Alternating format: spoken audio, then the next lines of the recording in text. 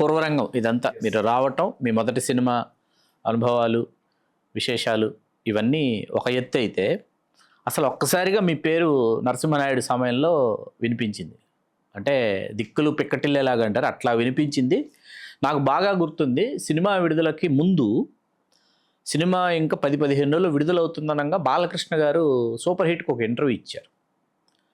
అప్పటికి మీరు కథ చిన్ని కృష్ణ అని వేస్తున్నారు, మీరు మాట్లాడుతున్నారు, ప్రెస్ మీట్స్లో పరుచూరి బ్రదర్స్తో పాటు మీరు కూర్చుంటున్నారు, ఇవన్నీ చూస్తున్నాం. కానీ బాలకృష్ణ గారు తన ఇంటర్వ్యూలో మీ గురించి మాట్లాడారు. ఈ కథ చిన్ని కృష్ణ నోటి వెంట విన్నప్పుడు ఈ సన్నివేశాలని ఎలా తెరకెక్కిస్తారు అని నేను అనుకోవడం జరిగింది. సరే, తెర మీదకి సినిమా వచ్చిన తర్వాత చూసుకున్న తర్వాత నేను చూసుకుని పరవశించిపోవడం కాదు, ఎప్పుడెప్పుడు అభిమానులు మాత్రమే కాదు, నా ప్రేక్షకులు కూడా, సినిమాని ప్రేమించే ప్రేక్షకులు కూడా ఈ సన్నివేశాలు చూసి వాళ్ళు చాలా బాగుంది, అద్భుతంగా ఉంది అని ఎప్పుడెప్పుడు అంటారా, నేను ఎప్పుడెప్పుడు వింటానని ఎదురు చూస్తున్నాను అని బాలకృష్ణ గారు ఇచ్చారు ఇంటర్వ్యూ. అది చూసిన తర్వాత ఎలాగైనా సరే నరసింహనాయుడు మొదటి రోజు చూద్దామని నిర్ణయించుకున్నా. బాలకృష్ణ గారు అంత క్రితం కానీ ఆ తర్వాత కానీ ఒక కథా రచయిత గురించి అటువంటి స్టేట్మెంట్ ఇప్పటివరకు ఇవ్వలేదు బాలకృష్ణ గారు. సినిమా చూసిన తర్వాత చిన్ని కృష్ణ గారు, ఇప్పుడు మనం అసలు విషయానికి వస్తే, అసలు ఏ ధైర్యంతో మీరు ఫస్ట్ హాఫ్ నరసింహనాయుడు అని టైటిల్ పెట్టి ఫైట్ లేకుండా బాలకృష్ణ గారిని ఒక డాన్స్ మాస్టర్ అనే ఒక క్యారెక్టర్ని, ఏది రైల్వే స్టేషన్లో ఆయన రైల్లో నుంచి ఆయన దిగిన తర్వాత కూడా మీకు ఫైట్ ఉండదు. మీకు అసలు ఆ హీరోయిజాన్ని అట్లా ఎలివేట్ చేయొచ్చు. అసలు ఎలివేషన్లకి చిన్ని కృష్ణ గారు ఆద్యుడు అనే విషయం ఇవాళ తెలియజేయాల్సి వస్తుంది మాలాంటి వాళ్ళం ఇలాంటి ఇంటర్వ్యూల ద్వారా. ఇవాళ చాలామంది ఎలివేషన్స్ గురించి మనం జైలర్లో చూసాం. First half 5 elevations, second half 5 elevations, elevations మీదే డిపెండ్ అయినటువంటి సినిమా జైలర్. ఎట్లా ఎలివేషన్స్ మీద చాలా సినిమాలు వస్తున్నాయి ఇవాళ. అట్లా ఎలివేషన్స్తో సినిమాని పతాక స్థాయికి తీసుకువెళ్ళొచ్చు నిరూపించినటువంటి రచయిత మీరు. అది ఎట్లా సాధ్యమైంది? అసలు ఏం చెప్పి మీరు నరసింహనాయుడు ఒప్పించారు? అసలు నరసింహనాయుడు కథ ఎప్పుడు, ఎక్కడ, ఎలా ఓకే అయింది? బి గోపాల్ గారు దానికి ముఖ్యంగా ఆ కథ ఓకే చేసినటువంటి నా తెలుగులో మొట్టమొదటి హీరో, నా అభిమాన నటుడు, నా ఆరాధ్య దైవంగా భావించే నందమూరి తారక రామారావు గారి కుమారుడు నందమూరి బాలకృష్ణ గారు నా తొలి తెలుగు సినిమాకి హీరో. ఆయనకి ఈ యొక్క మీ తెలుగు రాజ్యం ఛానల్ ద్వారా ఆయనకి నాకు శిరస్సు వంచి నమస్కరిస్తున్నాను. ఆయన అంటే నాకు ఇప్పుడు రోమాలు కూడా నిక్కపొడుచుకుంటున్నాయి. నా మొట్టమొదటి హీరో కదా. ఎవరు కూడా సక్సెస్ అయిన తర్వాత పిలుస్తారు, కానీ నేనెవరో తెలియకుండా, అసలు అంతకుముందు ఏ సినిమా రాయకుండా కూడా నా కథని ఓకే చేసినటువంటి నా బాలకృష్ణ గారు నాకే కాదు, నా కుటుంబానికి, మా వంశానికి, మా తరానికి కూడా ఆయన హీరో. సో బి గోపాల్ గారు అంటే మీకు తెలియదు కాదు, వాళ్ళిద్దరు కాంబినేషన్ అప్పటికే 2 సినిమాలు సూపర్ డూపర్ హిట్లు. మూడు సినిమాలు అప్పటికి 3 సినిమాలు సూపర్ హిట్లు. Rowdy inspector, lorry driver and Samarasimha Reddy అన్నీ సూపర్ డూపర్ హిట్లు. 4వ సినిమా అసలు చాలా టెన్షన్గా. అప్పటికి వాళ్ళు కథ ఓకే చేసి ఓపెనింగ్ కూడా చేసేసారు అనుకుంటా. నాకు పెద్ద వాటి తెలుగులో ఏం జరిగిందనేది నాకు తెలీదు. నేను మాత్రం వచ్చి 4 వర్కింగ్ డేస్లోనే, 4 వర్కింగ్ డేస్లో ఆ కథ రాసి బి గోపాల్ గారికి చెప్పి, బి గోపాల్ గారి కంటే కూడా మళ్ళీ నరసింహనాయుడు వచ్చినప్పుడల్లా నాకు అన్నగారులాగా, పరుచూరి బ్రదర్స్లో ముఖ్యంగా పరుచూరి గోపాలకృష్ణ గారు 1 మినిట్ కథ విని, ఇతను ఏదో కొత్తగా చెప్తున్నాడు, రొటీన్గా చెప్పట్లేదు, ఎక్కడ యాక్షన్ లేదు, ఎక్కడ కొట్లాటలు లేవు, ఎక్కడ ఐటమ్ సాంగ్ లేదు, బోరింగ్ పాపలు లేవు, ఏమీ లేవు, సెక్స్ లేదు, ఎక్స్పోజర్ లేదు, ఏమీ లేకుండా ఒక పవిత్రంగా చెప్తున్నాడు. ఇది ఏదో కొత్తది అనిపిస్తుంది గోపాల్ అని గోపాలకృష్ణ గారు గోపాల్ గారిని కన్విన్స్ చేసి, ఇతను ఏదో చెప్పబోతున్నాడు, ఒక కథ చెప్పబోతున్నాడు, డ్రామా చేయట్లా, ఒక ఐటమ్ సాంగు, ఒక ఇంట్రొడక్షన్ ఫైట్, కమర్షియల్ ఫార్మెట్ నుంచి దూరంగా వెళ్ళి చెప్తున్నాడు.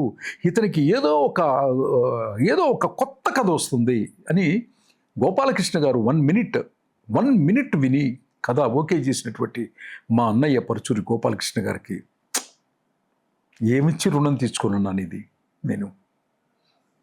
అంతే.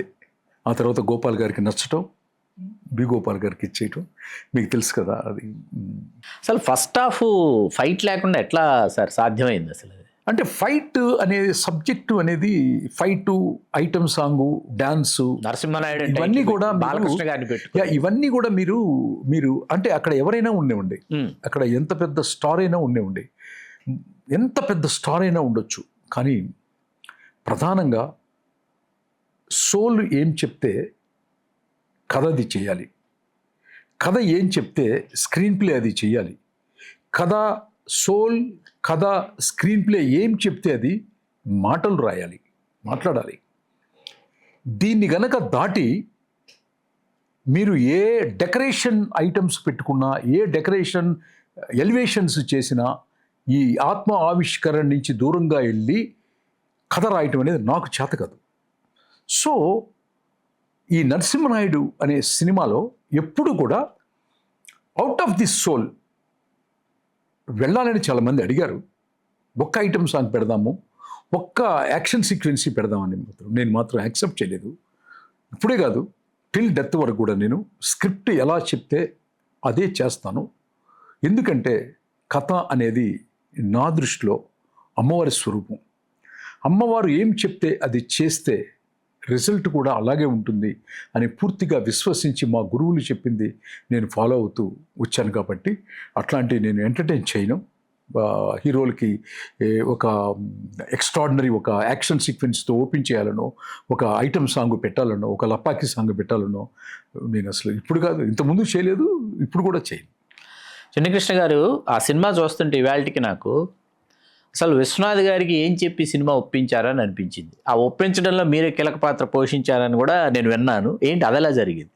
అంటే దాంట్లో ఒక తండ్రి పాత్ర ఒకటి ఉంది, బాలకృష్ణ గారికి తండ్రి. అంతకుముందు బాలకృష్ణ గారికి తండ్రి అంటే మనం జనరల్గా ఏంటంటే ఎప్పుడు కూడా నేను ఇప్పుడు కూడా నేను కోరుకునేది ఏంటంటే ఫ్రెష్గా ఉంటే స్క్రీన్లోకి బాగా పండుతాయి అని. కొన్ని క్యారెక్టర్స్ మాత్రం ఫ్రెష్గా ఉండాలన్నమాట. అప్పుడు అంతకుముందు కైకాల సత్యనారాయణ గారు చాలాసార్లు తండ్రిగా వేశారు, విలన్గా వేశారు.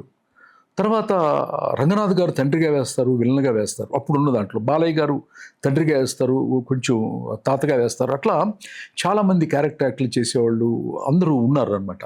సో నేను నరసింహనాయుడు రాసినప్పుడు నేను డైరెక్టర్ గారిని అందరినీ అడిగింది ఏంటంటే, విశ్వనాథ్ గారు తండ్రిగా ఇస్తే బాగుంటుందండి అన్నాను అనమాట. విశ్వనాథ్ గారా ఫ్యాక్షన్ సినిమాలోనా? ఏది విశ్వనాథ్ గారు అంటే ఆంధ్రప్రదేశ్ మొత్తం దైవంగా భావించే విశ్వనాథ్ గారు ఫ్యాక్షన్ సినిమాలో కొట్లాట్లకి బాంబులు వేసుకునేదానికి బాలకృష్ణ గారికి తండ్రి? నవ్వుతారయ్యా బాబు, నేను అసలు ఆయన ఒప్పుకోడన్నారు. నేను వెళ్ళి ఒప్పిస్తానని చెప్పాను. నేను ఒప్పిస్తానని చెప్పాను. ఎందుకంటే ఆయన ఏ ఏరియాలో ఉంటాడో నేను కూడా అదే ఏరియాలో ఉన్నాను, చెన్నైలో అనమాట, కోడంబాకంలో ఉండి రిస్క్ తీసుకున్నాను. పంపించారు, ఫెయిల్ అవుతాం అనుకున్నారు, నన్ను ఖచ్చితంగా ఫెయిల్ అయ్యి వస్తాడు అనుకున్నారు. కానీ నేను వెళ్ళాను. వీళ్ళు చెప్పిన తర్వాత ఎందుకు వచ్చావంటే, నరసింహనాయుడు బాలకృష్ణ గారు ఫ్యాక్షను బాంబులు కదా అది ఇది. అవును, నువ్వు అసలు మా ఇంటికి ఎందుకు వచ్చావు అన్నారు. ఆయన కూడా మా ఇంటికి ఎందుకు వచ్చావంటే, సార్ ఒక మెయిన్ ఇంపార్టెంట్గా ఒక సీన్ ఉంది సార్ ఆ సినిమాలో, నేను రాసిన కథలో. ఏంటంటే అది హీరో తండ్రి గుండెల మీద కాళ్ళు పెట్టాలి. ఒక నరరూప రాక్షసుడు హీరో తండ్రి గుండెల మీద కాలు పెడితే, ఇప్పుడు లక్ష్మీ నరసింహస్వామి ఆయుధ పూజ చేస్తున్నటువంటి బాలకృష్ణ గారు లెగిసి వచ్చి ఒక యుద్ధంలో పాల్గొనాలి. ఎవరు తండ్రి వేస్తే, ఎవరి గుండెల మీద పెడితే కాలు, టోటల్ ప్రేక్షకుడు అయ్యయ్యో అంటాడు. అంటే అప్పటికి రంగనాథ్ గారు, సత్యనారాయణ గారు అయితే ఆల్రెడీ హీరోలు విలన్స్ కొన్ని వందల సార్లు గుండెల మీద కాళ్ళు పెట్టి బాంబులేసి కొట్టించుకొని ఉన్న ఒక పాత్రలు చూసినటువంటి కళ్ళు, ఒక భగవత్ స్వరూపుడు, ఒక శంకరాభరణం లాంటి ఒక దృశ్యకావ్యాన్ని ఆవిష్కరించి యావత్ దేశం యొక్క అటెన్షన్ విత్డ్రా చేసినటువంటి ఒక మహోన్నతమైనటువంటి భగవత్ స్వరూపుడైనటువంటి కె. విశ్వనాథ్ గారు అయితే టోటల్ థియేటర్కి కోపం వస్తుంది. సార్ రిక్వెస్ట్ చేస్తున్నాను సార్ అని ఆయన కాళ్ళు పట్టుకున్నాను. ఆయన ఒప్పుకున్నారు. సో ఆయన తండ్రి పాత్ర చేయటం వల్ల టోటల్ సినిమాకి ఒక కొత్త కలర్ వచ్చింది, ఒక పవిత్రత వచ్చి యాడ్ అయింది. శ్రీకాంత్, ఇది కూడా ఫస్ట్ టైం చెప్తున్నాను, ఇంతవరకు ఎవరికి చెప్పలేదు.